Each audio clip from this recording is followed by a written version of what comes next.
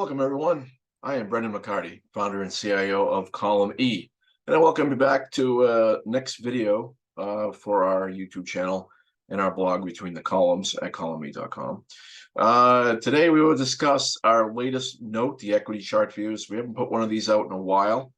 We did an S&P one 2 or 3 weeks ago. We haven't done a full note in ages. So today, we'll give you a quick rundown of the note and tell you the key features to focus on. Before I proceed, just please remind for the latest on Column E, you can visit our blog at between the columns at columne.com, and you can see us across social media platforms, LinkedIn, Twitter, and Facebook.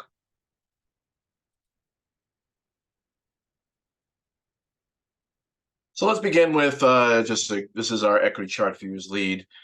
Quick summary. First, we'll touch on sentiment. Then we'll break into the S&P's trend.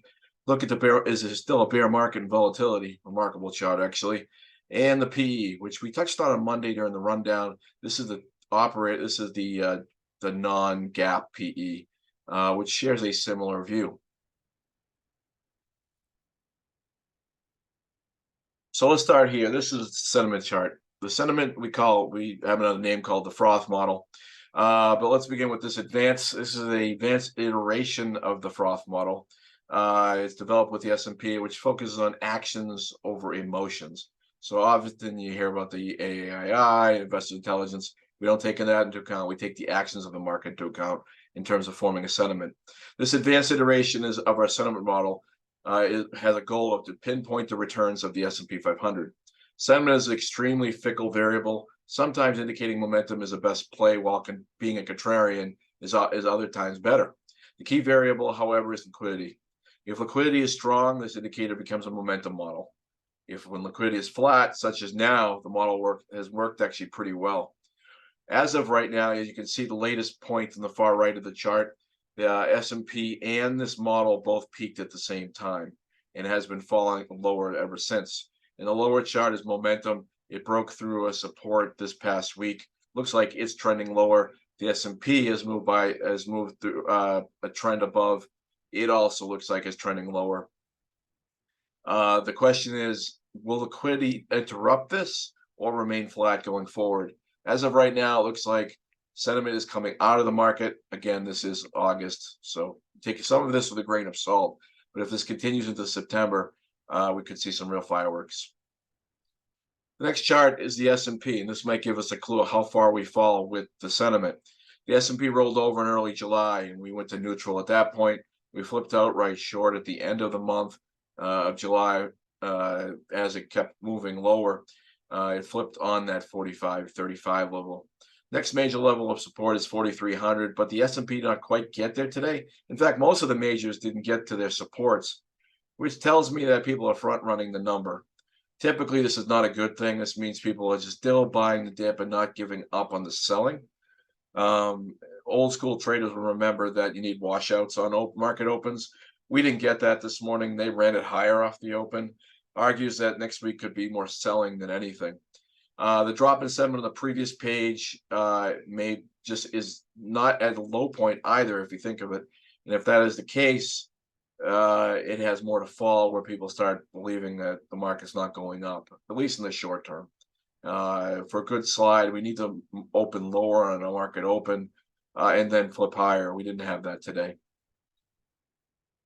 This is an interesting chart that we haven't looked at in a long time. It ties to our sentiment model to some extent, but it's more in the options. As you can see, the black dotted line is the 30-week moving average of the ratio of index options to equity options, the put calls. As you can see, the short-term one never crossed over the long-term one. But if you were to look left of the chart, you'll see market turns where this chart, where the black line has not crossed the red line, and argues that, if it turns up, the market climbs. If it turns down, the market falls. This one never turned up, which begs the question, are we still in a bear market? And this was just an extreme climb. Now, I've seen across the web people say, oh, we never left the bear market, bull market, yada, yada, yada. It doesn't really matter in the long grand scheme of things. We can make a case for earnings rising from here. But volatility is telling us a different story, and it's a fascinating one to watch. We'll keep an eye on it going forward. The last one ties to a chart from Monday. On Monday, we talked about the gap earnings, which is somewhat in the 28 times earnings range right now. In that chart, if it doesn't continue to climb to the next level and then rejects the breakout of the current level, the markets have fallen rather significantly quickly with that fall in PE. This chart is telling us a very similar story. At 21.4 times yesterday's on the close yesterday, the S&P was actually the lowest level since the breakout last month. It's filling a gap, and gaps don't matter on a PE chart, and we don't even trade the market on a PE. But this chart is very compelling, and it does argue that if it breaks through support here, we could be looking at 17 times earnings in the grand scheme of things next. Now, if earnings start to rise, the fall won't be as great. If earnings start to fall or continue to fall on a trailing basis, the fall in the S&P could be rather significant.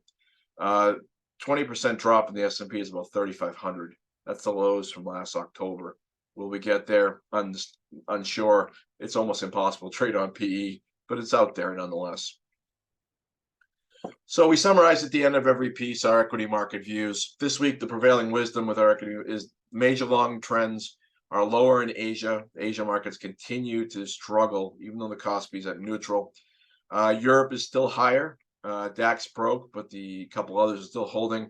The commodity countries are flat, supported by a mix between the All Ords and the TSC. And the U.S. market is neutral in the long term, supported by the earnings trend we were just talking about, which long remains higher. A few changes today that we made, or yesterday. We moved to neutral on the IBEX. Its index fell back into a range. Last week it failed to break out. So it's back into a range. We're going to sit and watch it until it breaks out. We're bearish on the Nikkei as it lost 32,000 on the index. That looked like it was turning higher too. So a lot of traders were caught playing momentum last week, including us. And it is reversed, so we're back to negative on the Nikkei. We moved to neutral in the Kospi as it's fallen into a range like the IBEX. In fact, it shares very similar index levels, which begs the question, are traders actually trading price and not caring about time, geography, or anything else? It's a very fascinating thought that we'll be investigating going further. We've had a belief that price has meant much more than time over the last few years, as algos just follow the price action and don't care what time of day it is or whatnot. That could be driven by liquidity as well. So as you can see, as we zip through the rest of this, there's different updates to across the globe. We started following Mexico a couple of weeks ago, so you can get our latest bearish views on the MXX. And the Bovespa actually turned lower for the first time in quite some time. It was one of our longest running short-term bullish stances. So with that said, I thank you for joining me for another video on the Columne's research. Remember to visit Columne for the latest on the markets and strategies. We released our monthly note for July's performance over the weekend and discussed interactions of the markets as they relate to our flagship fund, the Harbinger LR Fund, and our strategies, the EN, Harbinger EN, and the 3LW, which is a combo model that we've been working on that combines our 3L100 model with our futures trading. For more information on Columne, please visit columne.com and read our blog.